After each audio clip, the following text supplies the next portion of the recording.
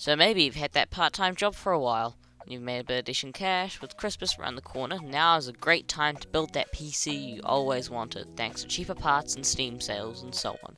So, welcome to our first build log here on the channel. Let's get started.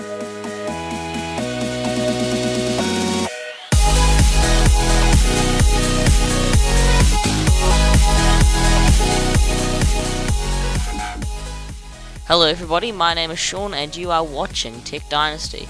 So if you want to build an absolute beast, look no further as we have you covered with this video. Kicking things off is our CPU, an Intel Core i7-6700K. This is an excellent choice. It has 4 cores with hyper-threading, ensuring that your games will run smooth as butter. The price is also pretty good at around about $500 for the performance. The chips are clocked at 4 GHz with a turbo boost speed of 4.2. We'll also be using an awesome cooler for its price range, the CoolerMaster Hyper 212 Evo, letting you overclock your CPU to push its performance.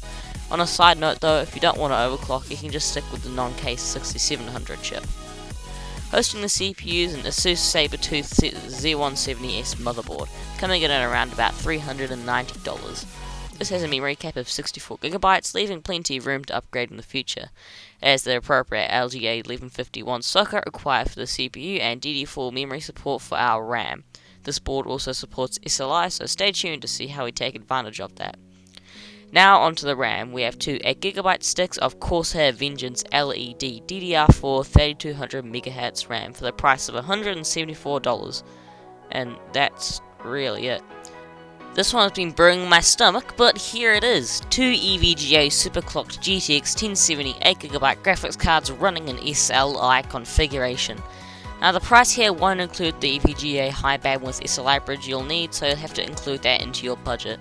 Now these cards will crush most games out there on the highest settings, so prepare for some really high frame rates in the benchmarks. These cards are also very well priced considering their graphical horsepower at $174 each. Now onto storage, we have a 250GB Samsung 850 EVO SSD for Windows and important games, and a slow 1TB Western Digital Cavier Blue hard drive for less important things, otherwise known as junk. But both of these drives will set you back at around about $226. Onto the case, we have a Corsair 200R ATX Mid Tower. This will look super sleek under your desk and only cost $100. I was tempted to opt for the Deepcool Tesseract, but in my personal opinion, it looked kind of ugly. But hey, if you want to swap this case after the Tesseract, I'm all for it. It's your build at the end of the day. Now the power supply, I had to kind of go cheap on with a Corsair VS650W ATX power supply. I wanted to go for an 80 plus certified power supply, but I only had $100 in my budget, and I was desperate to hold onto all the components I'd already picked out. So this was my choice at $100. That wraps up the build log. I hope you enjoyed. Leave some comments down below for future video ideas. Don't worry, I'll be making content that will span out and apply to a larger audience, so stay tuned for that content. Don't forget to subscribe, and I'll catch you guys in the next video.